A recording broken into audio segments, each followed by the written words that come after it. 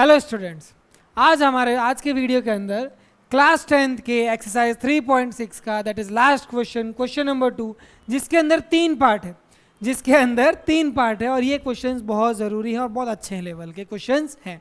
तो ये क्वेश्चंस हम एक एक क्वेश्चन को अच्छे से करेंगे, ठीक है। और इन क्वेश्चंस को आप लोगों को भी प्रैक्टिस बहुत ज़्यादा से ज़्यादा करनी है, ठीक है बेटा। ओके, तो सबसे पहले हम क्वेश्चन पढ़ते हैं।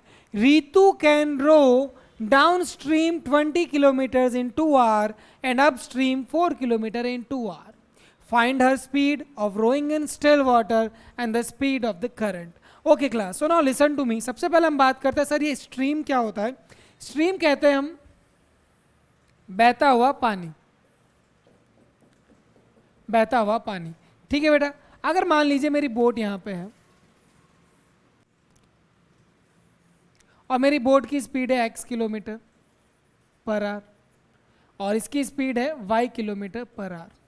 तो जब मैं डाउन स्ट्रीम आऊँगा, क्या आऊँगा? डाउन स्ट्रीम मतलब नीचे की तरफ, तो मेरी बोट की स्पीड और नदी के बहाव की स्पीड दोनों ऐड हो जाएगी। मेरी बोट की स्पीड और नदी के बहाव की स्पीड दोनों ऐड हो जाएगी, तो मेरी डाउन स्ट्रीम में स्पीड हो जाएगी x + y kilometre per our. अब मैं बात कर रहा हूँ अपस्ट्रीम की। अपस्ट्रीम में क्या होता है बेटा? मेरी बोट होगी नीचे की तरफ, और एक बात हमेशा ध्यान रखना, नदी का बहाव हमेशा ऊपर से नीचे की तरफ ही होता है, कभी नीचे से ऊपर नहीं जाएगा। तो नदी का बहाव तो हमेशा इस तरह से आएगा y, और मेरी स्पीड होगी x। अब मेरी जो स्पीड है वो है x किलोमीटर पर आवर। ये स्पीड नदी के बहाव से ज़्यादा ही होगी ऑब्वियसली, तभी ऊपर जाएगी, नहीं तो नदी के साथ बह के चली जाएगी। तो मेरी स्पीड होगी x, नदी के बहाव मेरे ऑपोजिट है वो हो जाएगी y, तो मेरी स्पीड अप स्ट्रीम में होगी x - y kilometre per our. ये समझ आई? जब मैं नीचे से ऊपर की तरफ जाने की कोशिश करूंगा तो मेरी स्पीड हो जाएगी x - y kilometre per our, और जब ऊपर से नीचे दैट इज डाउन स्ट्रीम में मेरी स्पीड हो जाएगी x + y kilometre per hour. आप देखिए, let the speed of boat in still water, still मतलब रुके हुए पानी में, be x kilometre per hour and speed of stream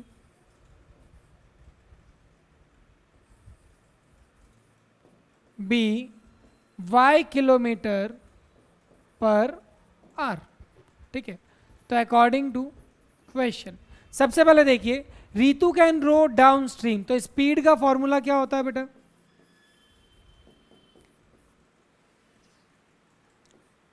distance upon time. क्या होता है? Distance upon time. मेरी स्पीड डाउन स्ट्रीम, ये कौन सा केस है? डाउन स्ट्रीम का केस है। डाउन स्ट्रीम में मेरी स्पीड क्या थी? x + y। डिस्टेंस मैंने कितना कवर किया? 20 किलोमीटर। टाइम मैंने कितना लिया? 2 आवर्स। तो ये मेरे पास पहली इक्वेशन हो गई x + y = 10। Again according to question upstream. अब मैं आ रहा हूं वापस वही formula, speed = distance upon time. Speed है मेरे पास x - y, डिस्टेंस कितना है मेरे पास? डिस्टेंस है इस बार 4 किलोमीटर, और टाइम मेरे को कितना लग रहा है? 2 आवर्स। टाइम कितना लग रहा है? 2 आवर्स। तो ये हो गया cancel, that is x - y = 2। x - y = 2, ठीक है बेटा। ओके, अब देखिए ये मेरे पास दो इक्वेशन आ गई, x + y = 10 and x - y = 2। अब मैं हमेशा आपको कौन सा मेथड सजेस्ट करता हूं? Elimination method. इस इक्वेशन को इसके नीचे लिख दीजिए। y के साइन देखिए, एक पॉजिटिव और एक नेगेटिव, क्या हो गए? कैंसिल हो गए। x + x 2x, 10 + 2 12, x की वैल्यू आ गई मेरे पास 6 किलोमीटर पर आवर। ये x की वैल्यू मैं किसी भी इक्वेशन में पुट कर देता हूं, यहां पे मैंने पुट की 6 - y = 2। y को इधर भेजा, 2 को इधर भेजा, 6 - 2 = y and y = 4 kilometre per hour. So these are my answer. ठीक है बेटा, बहुत सिंपल सा क्वेश्चन था, यस और no? Okay, now we are heading for the next question, that is question number 2। Question number 2 के ऊपर लिख दीजिए 5 स्टार। क्यों? क्वेश्चन बहुत प्यारा है, वो क्वेश्चन बहुत प्यारा है, हद से ज्यादा अच्छा क्वेश्चन है। दिमाग की बत्तियां लगा देना, चालू कर देना। ठीक है, क्वेश्चन बहुत अच्छा है ये। क्यों? रीजन देखिएगा। इसमें हमें क्या करना है, 2 men and 5 men, 2 women and 5 men can together finish an embroidery work in 4 days। 2 औरतें और 5 आदमी मिलके एक एम्ब्रॉयडरी का कसीदे का काम 4 दिन के अंदर करती है, while 3 औरतें और 6 मैन उसी काम को 3 दिन के अंदर मिलके काम कंप्लीट कर लेते हैं। तो हमें क्या पता करना है, find the time taken bye 1 woman. एक औरत अकेली उस काम को कितने दिन में करेगी और एक आदमी अकेला उस कार्य को कितने दिनों में करेंगे। इस क्वेश्चन के अंदर जो हमारा कंसेप्ट है वो ये रहेगा कि हमें पहले जानना पड़ेगा, हमें पहले समझना पड़ेगा कि सर ये टाइम और वर्क वाला कंसेप्ट है, ये टाइम और वर्क वाला कंसेप्ट बिल्कुल सेपरेट होता है। देखिए क्लास में आपको एक हिंट देता हूं, मान लीजिए मैं किसी काम को 2 दिन में करता हूं, मैं किसी काम को पूरा करने में 2 दिन लगाता हूं, तो एक दिन में कितना करूंगा, 1/2 ऑफ द वर्क कंप्लीट। अगर 2 दिन में कंप्लीट काम कर रहा हूं तो एक दिन में कितना करूंगा, 1/2 of the complete work. Yes और नो? ओके। अब मैं बात कहता हूं, अगर मान लीजिए मैं किसी काम को 3 दिन में कंप्लीट कर रहा हूं, तो एक दिन में कितना कर पाऊंगा, 1/3 ऑफ वर्क। अगर मैं किसी काम को 5 दिन में कर रहा हूं तो एक दिन में कितना करूंगा, 1/5 ऑफ वर्क। अगर मैं किसी काम को x डेज में कर रहा हूं तो 1 डे में कितना कर लूंगा, 1/x ऑफ दी वर्क। ये चीज समझ आई?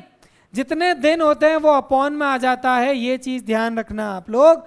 तो अगर मैं कोई काम x डेज में कंप्लीट कर रहा हूं तो एक दिन में कितना करूंगा, 1/x of the work. Okay, तो यहां पे मैं एक बार, इसकी अब जरूरत नहीं है, इसको इरेज कर देता हूं।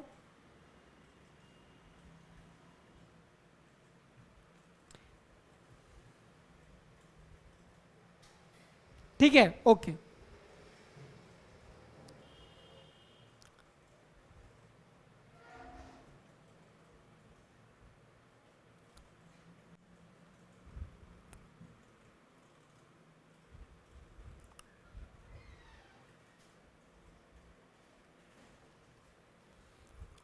ओके क्लास, अब देखिए, तो हम सबसे पहले क्या करते हैं, एज्यूम करते हैं,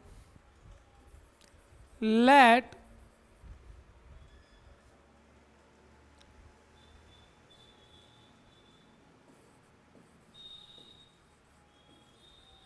a man complete the work in x days and a woman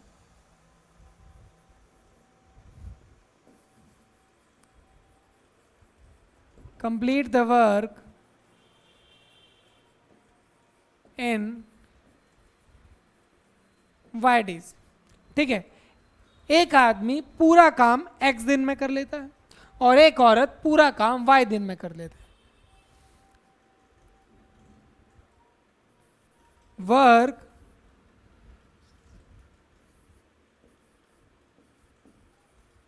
one day work of a man कितना हो जाएगा, 1/x। यस और नो? एक आदमी के एक दिन का कार्य कितना हो जाएगा, 1/x। अब यही काम कितने आदमी कर रहे हैं, 5 दिन। एक आदमी एक दिन में 1/x काम कर रहा है, एक आदमी एक दिन में 1/x काम कर रहा है, तो 5 आदमी एक दिन में कितना करेगा, इंटू 5 कर देंगे। 1 day work of 5 man is equal to 5/x। Yes और नो? सिंपल सा है। In the same way 1 day work of a women is equal to 1/y। कितनी लेडीज थी हमारे पास, कितनी वुमेन थी, 2। 1 day work of 2 women is equal to 2/y। इसको मैंने 2 से मल्टीप्लाई कर दिया। ठीक है बेटा, अब देखिए अकॉर्डिंग टू क्वेश्चन, मैंने आपको एक बार समझा दिया है कि ये मैंने इक्वेशन कैसे बना रही है, 1/x और 1/y, 5/x और 5 2/y कैसे लेना है। तो देखिएगा क्लास, अब हमें क्वेश्चन में क्या दिया हुआ है समझने की कोशिश करना कि 2 वुमेन एंड 5 मैन। तो देखिए एक एक दिन का काम उठा लिया मैंने। एक दिन में 5 आदमी कितने काम करते हैं, एक दिन में 2 औरतें कितना काम करती है। तो 5/x plus 2/y, 5/x plus 2/y, ये मैंने ऐड कर दिया। ये कितना काम है, एक दिन का काम है। कितना, एक दिन का। तो देखिए क्लास, ये मिल के 4 दिन में काम करते हैं। कितने, 4 दिन में। तो एक दिन में कितना करेंगे, 1/4, यस और नो। तो ये हो जाएगा मेरे पास 1/4। ये अगर इक्वेशन आपको सिंपली से अच्छे तरीके से समझ आ गई, देखिए ये 5 आदमियों का एक दिन का काम, 2 औरतों का एक दिन का काम, और पूरा काम एक दिन में कितना होगा। सिंपल है, यस और नो। ठीक है, okay okay. Again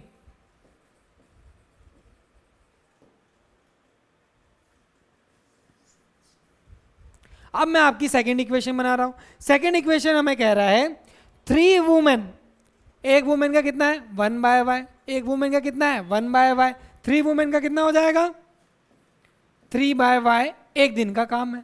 okay, and man कितना है 6 मैन। तो कितना हो जाएगा, एक मैन का कितना है 1/x, तो ये कितना हो जाएगा 6/x। मिल के कितने दिन में काम करते हैं सॉरी 3 डेज में।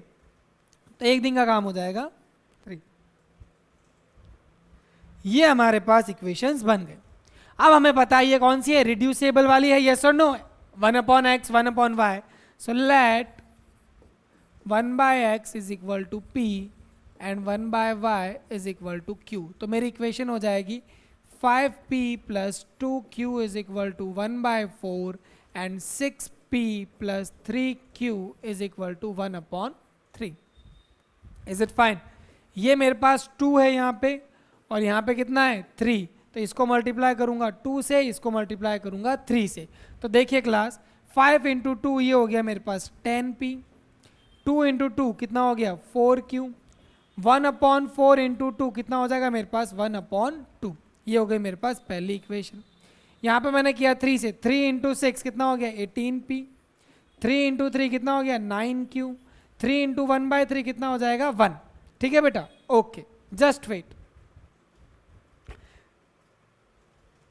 2 × ओके क्लास, इससे करना था मुझे 3 से और इसे करना था मुझे 2 से।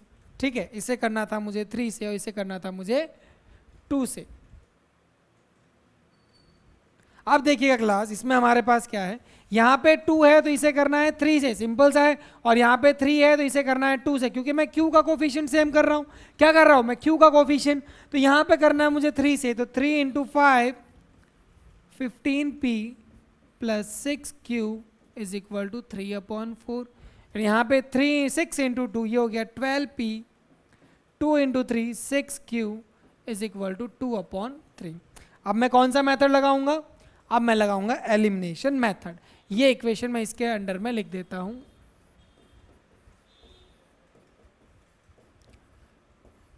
दोनों के साइन सेम है तो साइन चेंज करने पड़ेंगे। 15 में से 12 गए, 3p, 6q से 6q कैंसिल, 3/4 माइनस 2/3, 3p। इन दोनों का एलसीएम ले लीजिए, एलसीएम आया मेरे पास 12, 3 3 9, 8, 3p आ गया मेरे पास 1/12। कितना आ गया 1/12। ये मेरे पास आ गई किसकी, p की वैल्यू आ गई मेरे पास।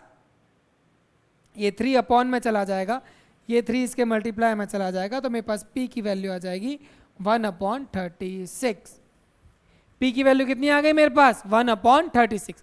ये 1/36 मैं यहां पर पुट कर देता हूं।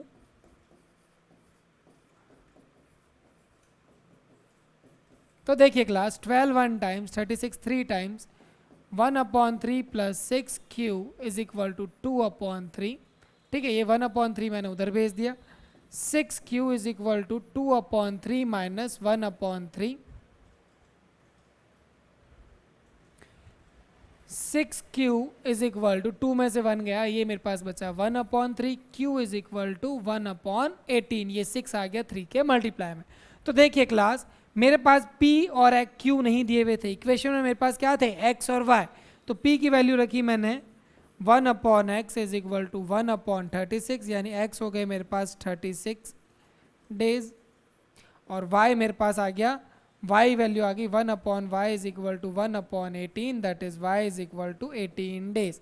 तो देखिए बेटा, देखिए class, a single man complete the complete embroidery work in 36 days and a single woman can complete the work in 18 days।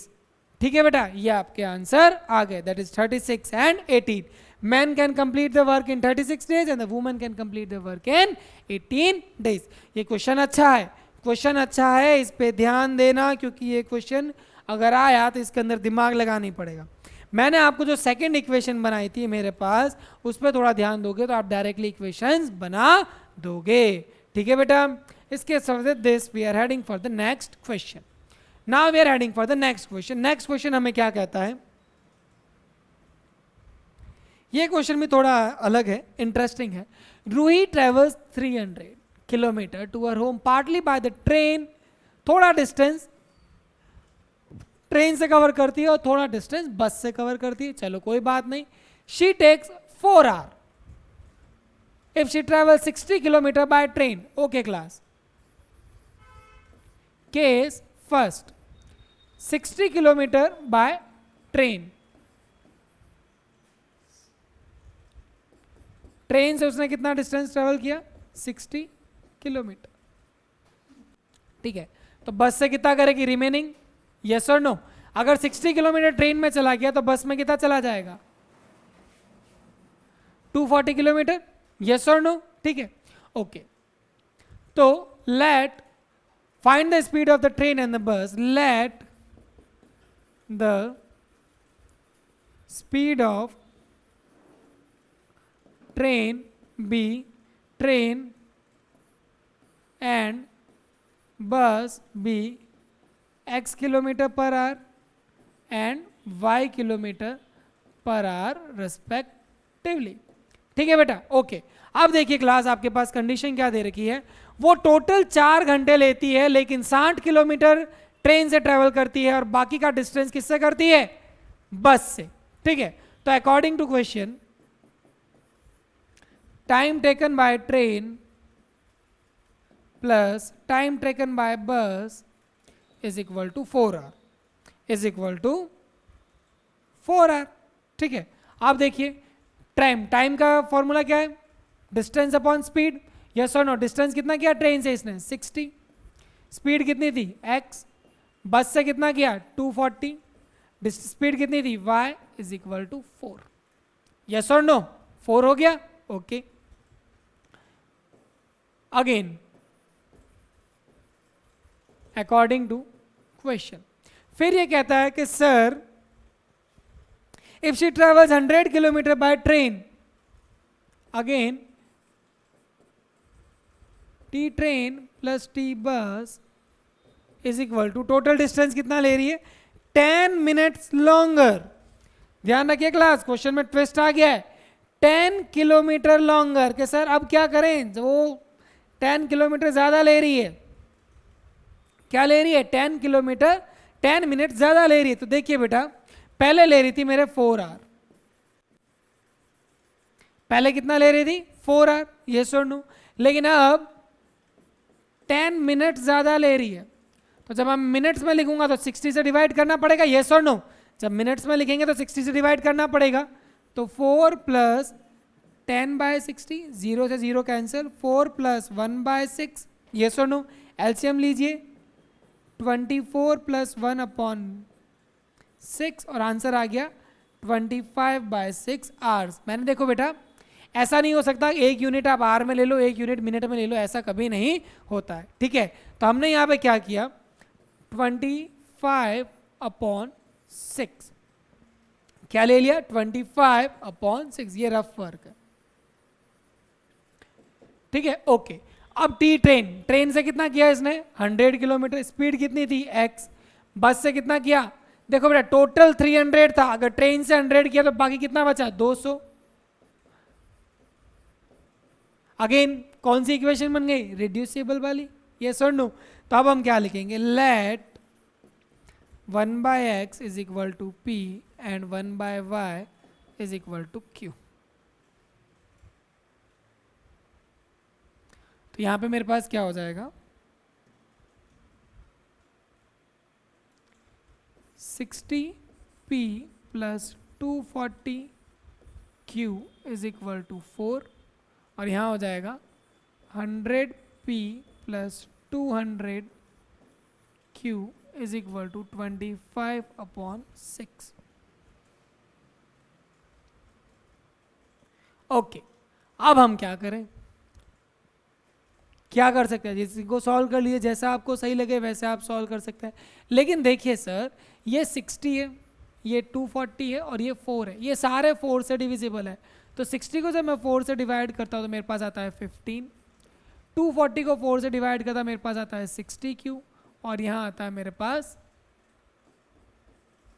1, क्या आता है 1।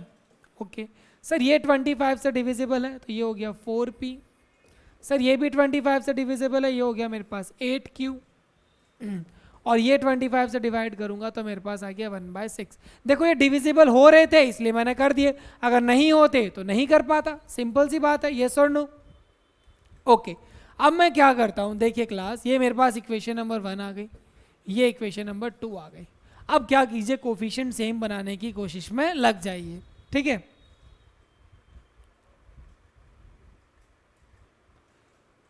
ये 15 है और ये 4 है, तो इसको पूरे को मल्टीप्लाई कर देता हूँ 15 से 4 से सॉरी,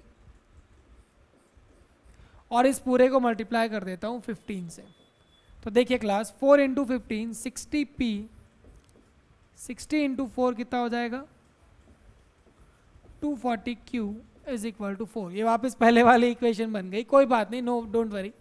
सेकेंड इक्वेशन 15 इंटू 4 कितना हो जाएगा मेरे पास 60p, 15 इंटू 8, 15 इंटू 8 कितना हो जाएगा बेटा 120, ठीक है। और यहाँ पे मेरे पास रह गया 15/6, ये कैंसिल हो गया मेरे पास 3 की टेबल से, 5 टाइम्स और 2 टाइम। ओके अब मैं इस इक्वेशन को एज इट इज इसके नीचे लिख देता हूँ,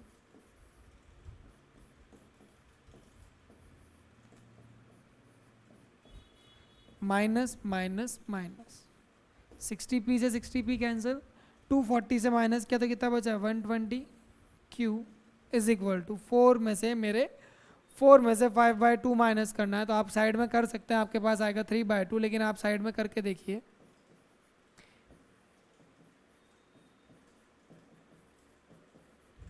ये मेरे पास आंसर आया 3/2, कितना आया 3/2। तो q की वैल्यू क्या हो जाएगी मेरे पास 3/2 इंटू 120, 3 1 टाइम्स 4 टाइम्स, तो ये हो गया 40, यानी 1/80। q की वैल्यू कितना आ गई मेरे पास 1/80, ठीक है ओके। अब ये q की वैल्यू मुझे किस में प्लेस करनी है, किसी भी इक्वेशन में पुट कर दीजिए आप।